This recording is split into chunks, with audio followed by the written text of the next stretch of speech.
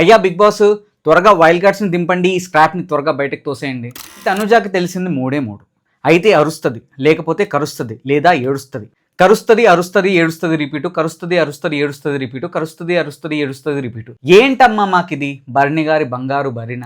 ఈ కళ్యాణ్ అండి బార్డర్లో యుద్ధం చేయవయ్యా అంటే ఇక్కడ హౌస్లోకి వచ్చి తెల్లార్లు నాన్ స్టాప్గా పులిహోర యుద్ధం చేస్తూనే ఉంటాడండి. ఆ సొల్లు సముద్రానికి అడ్డు అదుపు లేదు, కారుస్తానే ఉన్నాడు. యుద్ధం కూడా 6 తర్వాత ఆపిస్తాడు సార్. మీరు ఇంకా ఆపరా సార్? స్టార్టింగ్ నుంచి అదే అదే అదే అదే మా వల్ల కాదు సార్, మా వల్ల కాదు.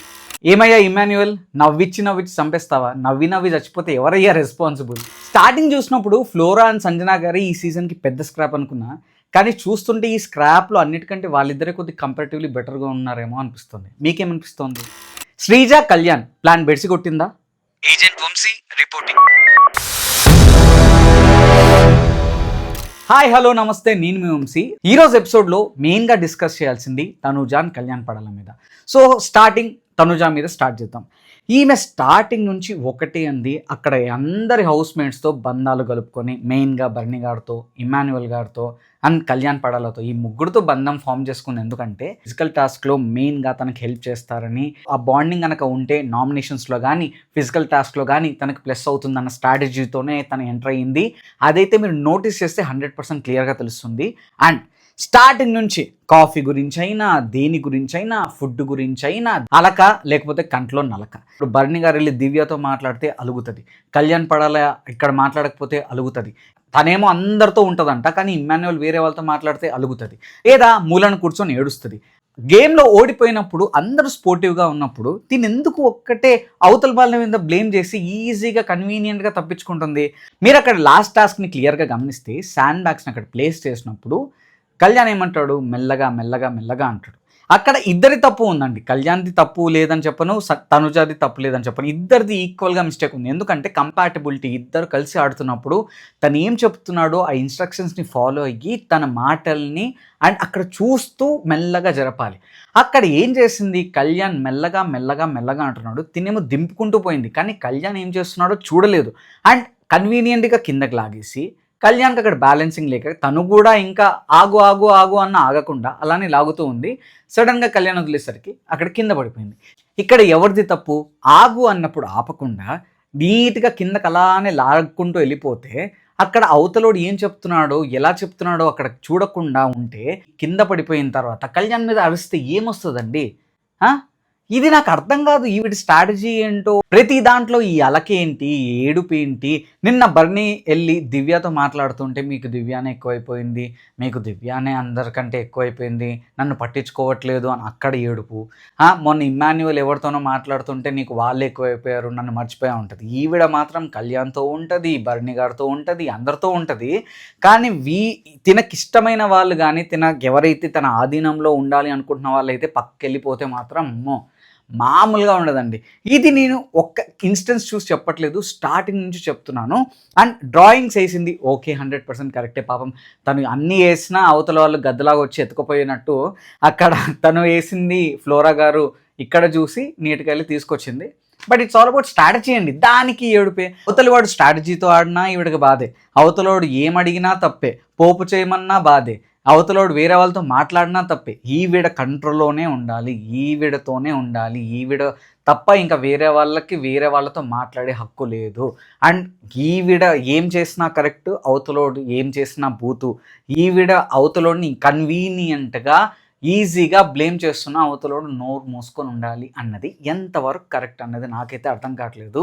ఈవిడకో దండాలమ్మ దేవత. నీది పంపు కాదు, పాతాళ గంగ.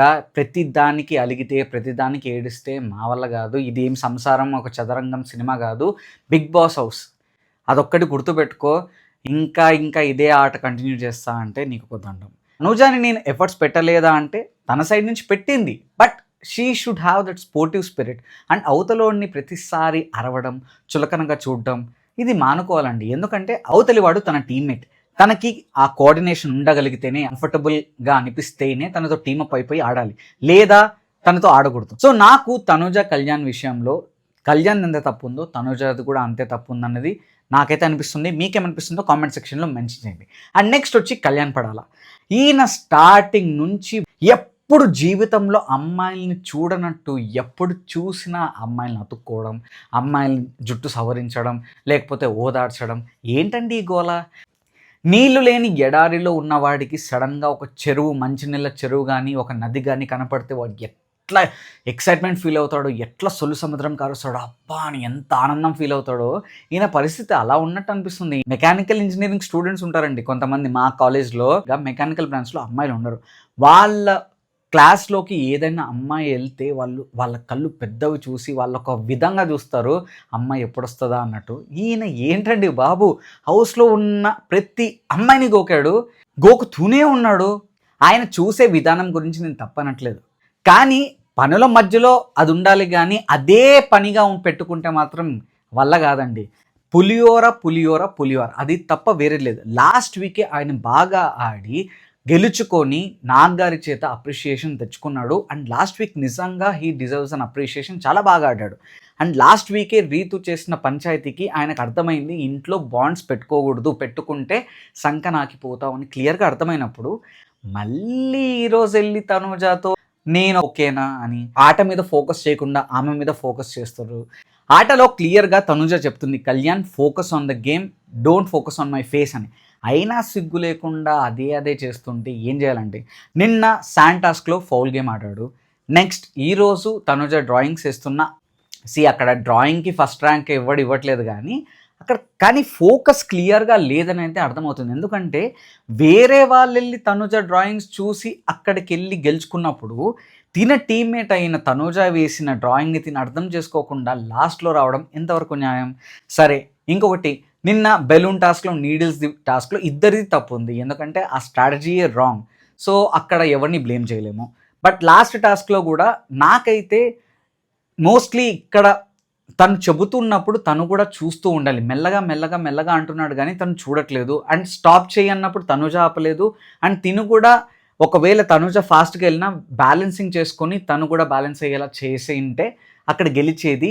చేతులారా వీళ్ళిద్దరు పోగొట్టుకున్నారని అయితే నాకైతే అనిపించింది. అండ్ వర్స్ట్ ప్లేయర్కి తనుజాని అండ్ కళ్యాణ్ని చూస్ చేసుకోమన్నప్పుడు చాలామంది కళ్యాణ్నే చూస్ చేసుకున్నారు.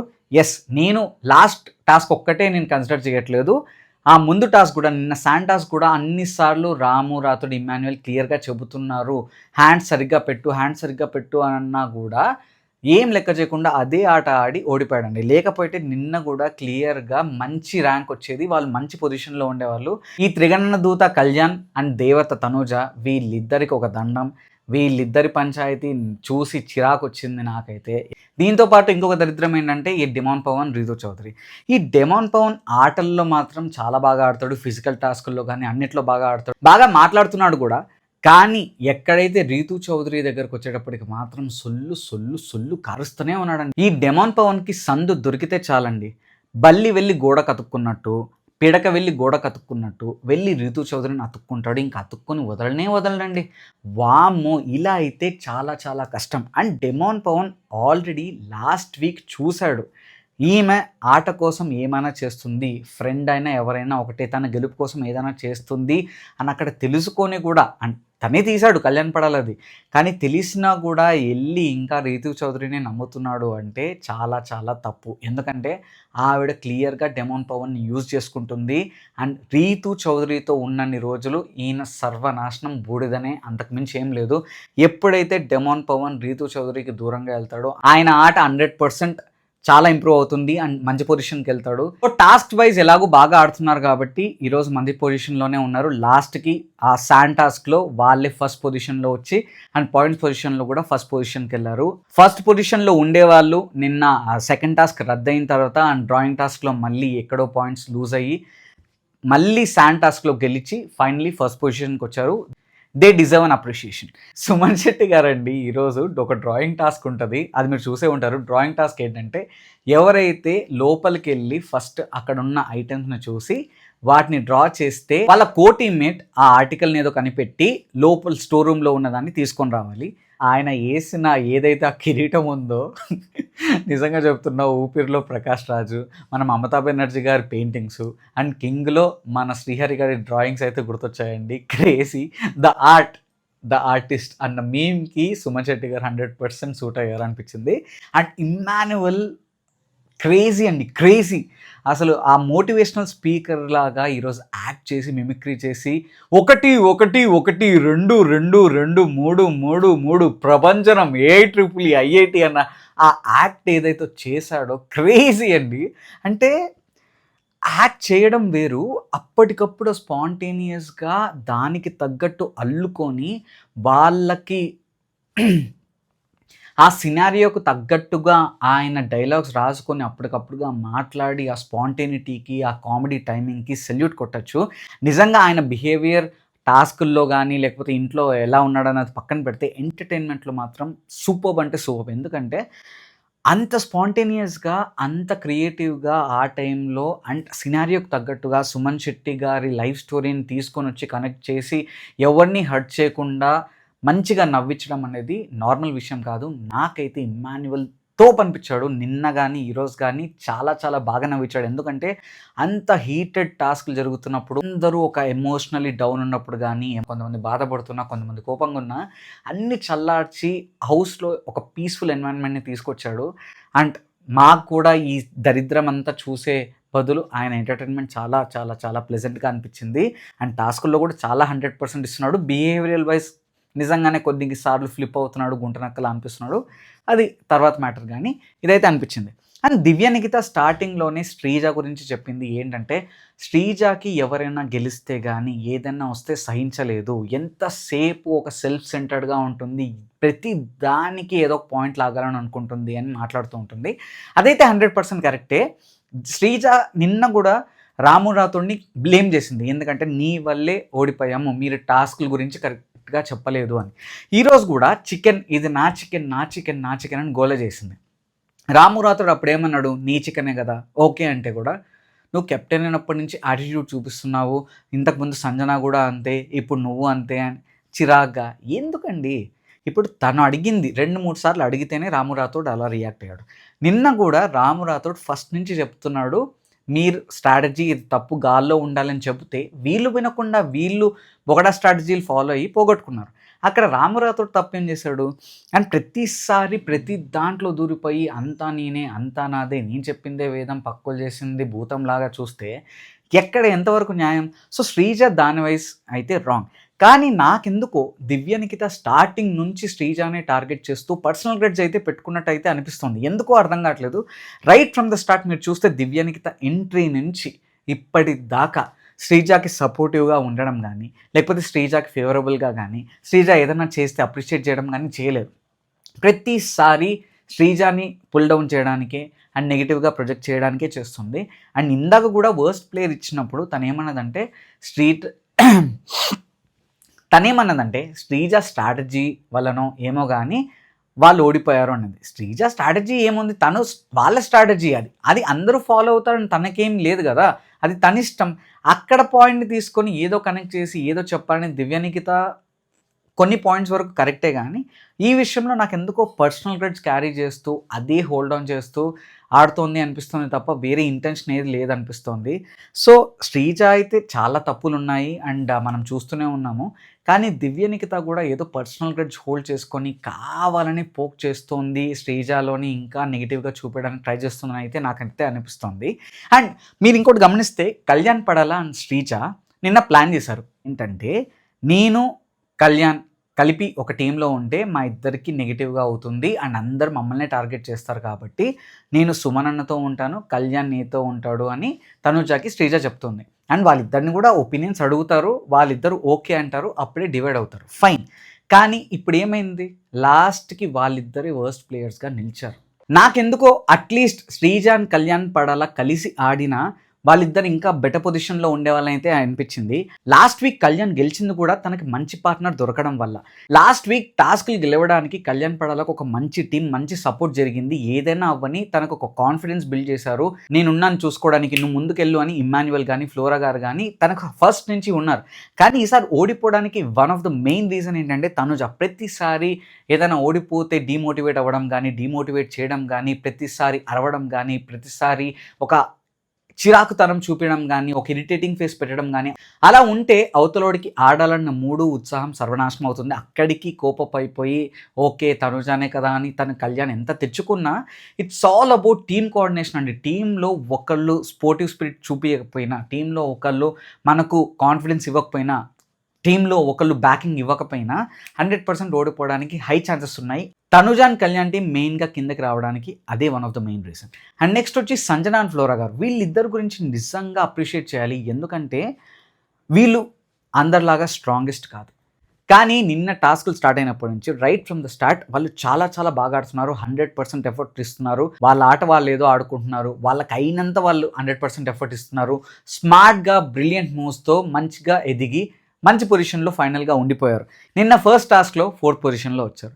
సెకండ్ టాస్క్లో అందరికంటే బాగా ఆడి ఇన్ఫ్యాక్ట్ వాళ్ళే గెలవాలి, కానీ టాస్క్ డిస్క్వాలిఫై అవ్వడం వల్ల ఎనీవిచ్ సెకండ్ పొజిషన్లో వచ్చారు. ఈరోజు థర్డ్ టాస్క్లో పక్కది చూసైనా ఏదైనా కానీ స్మార్ట్ మూవ్ సంజన సిసిసి అని చెప్పేసి తనుజ డ్రాయింగ్ చూసి ఫ్లోరాషైని అక్కడి నుంచి కనిపెట్టి ఆర్టికల్ తీసి సెకండ్ పొజిషన్లో గెలిచారు. సామధాన దండ భేదోపాయాలు ఏదన్నా వాడి గెలిచారు. బట్ అనెథికల్గా ఏదైతే చేయలేదు, స్ట్రాటజికల్గానే ఫాలో అయ్యారు. 4th వచ్చి శాండ్ టాస్క్. లాస్ట్ వరకు చాలా చాలా బాగా ఎఫర్ట్స్ పెట్టారు, 100% ఎఫర్ట్స్ ఇచ్చారు. ఇన్ఫ్యాక్ట్ బర్నీ గారు, దివ్య వాళ్ళకంటే ముందు ఎలిమినేట్ అయ్యారు. సో వీళ్ళిద్దరు స్ట్రాంగ్ కాకపోయినా అంత బాగా ఉండడం నాకైతే చాలా బాగా అనిపించింది. అండ్ ఫస్ట్ నేనైతే వాళ్ళు స్క్రాప్ అనుకున్నా కానీ they deserve use round of applause for their efforts. 4 weeks అయిపోయినా ఇప్పటి వరకు ఒక్కళ్ళలో కూడా నాకైతే విన్నర్ క్వాలిటీ కనిపించలేదు, విన్నర్ మెటీరియల్ అనిపించలేదు. అందుకే వైల్డ్ కార్డ్స్ ఎప్పుడు వస్తారని నేనైతే ఆతృతగా ఎదురు చూస్తున్నాను. ఆగలేకపోతున్నా సార్, త్వరగా వైల్డ్ కార్డ్స్ని దింపండి సార్, ఈ స్క్రాప్ని మేము భరించలేకపోతున్నాం సార్. ఒకడేమో అమ్మ అమ్మ అని తిరుగుతుంటారు, ఇద్దరేమో ట్రోఫీ కోసం పోరాడండి అంటే నాన్న కోసం ఆరాట పడుతున్నారు. ఇంకో నలుగురేమో ఇద్దరు సొలు సంత్రం గారుస్తుంటే వాళ్ళేమో ఈదుతున్నారు. ఈ దరిద్రాన్ని చూసే బదులు చూడకపోవడమే బెటర్ అనిపిస్తుంది. ఇంతకీ ఈరోజు ఎపిసోడ్ మీకు ఎలా అనిపించిందో కామెంట్ సెక్షన్లో మెన్షన్ చేయండి. అండ్ 4 వీక్స్ అయినా మీకు ఎవరైనా విన్నర్ మెటీరియల్గా అనిపించారా అన్నది కూడా కామెంట్ సెక్షన్లో మెన్షన్ చేయండి. అండ్ ఇలాంటి మంచి కంటెంట్ కోసం, హానెస్ట్ రివ్యూస్ కోసం don't forget to like, share and subscribe. లైఫే జిందగీ.